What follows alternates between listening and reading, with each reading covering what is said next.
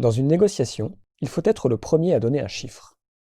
Ça ressemble à une recette de coach de vie, mais c'est en fait une conséquence d'un biais cognitif, le biais d'ancrage. Le biais d'ancrage a lieu quand on vous suggère une valeur avant de vous demander quelle serait votre propre estimation de cette valeur. L'estimation que vous allez faire sera probablement plus proche de la valeur qu'on vous a suggérée que si on ne vous avait rien dit. Par exemple, si je vous demande est-ce que le plus grand séquoia du monde mesure plus ou moins de 550 mètres de haut, vous allez peut-être me dire que 550 mètres, c'est un peu beaucoup. Mais ensuite, si je vous demande quelle est selon vous la taille moyenne d'un séquoia, vous risquez de me donner un chiffre plus grand que ce que vous auriez répondu si je n'avais pas parlé avant de cette histoire de 550 mètres. En psychologie, ce nombre de 550 mètres que j'ai énoncé et qui aurait faussé votre estimation s'appelle une ancre. C'est-à-dire que ce nombre a en quelque sorte tiré sur la chaîne de votre estimation pour la retenir vers lui. De nombreuses expériences sur le sujet ont été réalisées depuis les années 60. Que la question porte sur la taille d'une baleine, sur le nombre de naissances par an aux USA, sur le prix d'une maison ou sur le nombre de bars dans la ville de Berkeley, le fait de d'abord vous proposer un chiffre avant de vous demander votre estimation va influencer votre réponse vers ce chiffre. Ainsi, dans des négociations ou dans un marchandage, le chiffre sur lequel on se met d'accord est généralement biaisé en faveur de la première offre qui a été annoncée. Et ce biais peut avoir lieu même si on vous a clairement indiqué que l'encre a été tirée au hasard. Comme dans une expérience de 2006 où on a proposé à des experts judiciaires de se prononcer sur la durée d'une peine après leur avoir proposé un premier chiffre aléatoire. Même quand les experts tiraient eux-mêmes le premier chiffre au dé, la peine qu'ils choisissaient était influencée par le résultat des dés. Cependant, on remarque tout de même que certains éléments peuvent influencer l'intensité de ce biais.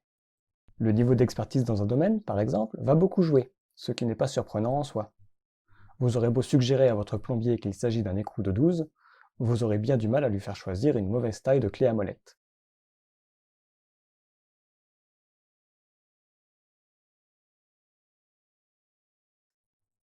Et il est d'ailleurs possible que votre plombier se soit déjà créé sa propre encre dans sa tête en ignorant votre suggestion tant elle lui paraissait absurde. En fait, le biais d'ancrage ne se manifeste que si on vous pose la question sur un sujet dont vous n'êtes pas déjà sûr de la réponse. Si je vous demande « Avez-vous plus ou moins de 40 ans ?» puis que je vous demande votre âge, votre réponse ne devrait pas être modifiée par l'encre que je vous ai donnée. Le biais d'ancrage ne s'applique que lorsque l'on est dans un état d'incertitude concernant une vraie valeur. On observe aussi que la précision de l'encre fausse encore plus la réponse.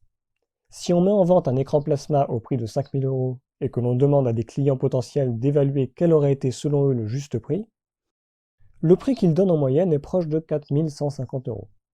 Par contre, si on affiche un prix de 4 998 € ou bien de 512 €, alors les clients estiment que le juste prix se situerait aux alentours de 4 570 €. En évitant de mettre un chiffre rond, le vendeur réussit à déplacer votre estimation du prix en sa faveur. À croire que le fait que le chiffre initial soit plus précis donne plus de légitimité à l'encre ou nous retient de nous en éloigner trop. Mais quelle peut être l'explication du phénomène d'ancrage? Plusieurs hypothèses existent pour expliquer le biais d'ancrage, mais les chercheurs en sciences cognitives continuent d'explorer des possibilités. Il semblerait même qu'il existe différents types d'encre, selon si la valeur suggérée au départ se trouve déjà proche d'une fourchette de valeurs raisonnables ou non. Et la largeur de cette fourchette varie selon les connaissances préalables de la personne.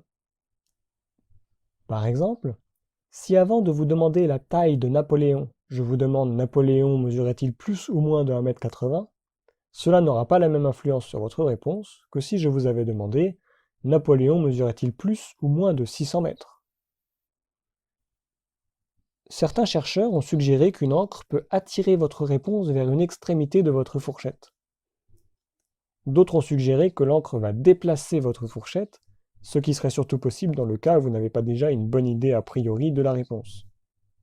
D'autres pensent qu'on a tendance à partir de l'encre et tâtonner jusqu'à ce qu'on trouve une valeur acceptable. Plus récemment, beaucoup de chercheurs pensent que le biais de confirmation pourrait jouer un rôle, en poussant à ne pas s'éloigner de l'encre autant qu'on le devrait, car on aurait plus tendance à chercher ce qui valide cette valeur que ce qui la contredit. Enfin, d'autres suggèrent un parallèle avec certaines méthodes mathématiques à base d'estimation de probabilité et qui permettent habituellement de faire des approximations pas trop mauvaises et pas trop coûteuses en calcul. Cela irait dans le sens d'un biais permettant d'obtenir un résultat souvent assez correct sans dépenser trop de ressources mentales. J'aime bien cette conclusion. Mais c'est peut-être parce que je fais un biais de confirmation vis-à-vis de ce qu'on a déjà dit sur les biais cognitifs dans d'autres vidéos. Euh, Vous aussi, vous commencez à voir des biais partout. Au final, ce dont on est à peu près sûr, c'est que le biais d'ancrage existe. Pour espérer comprendre d'où il vient, il va falloir attendre que les chercheurs en psychologie continuent de chercher. En attendant, méfiez-vous quand on vous propose une estimation avant de vous demander la vôtre.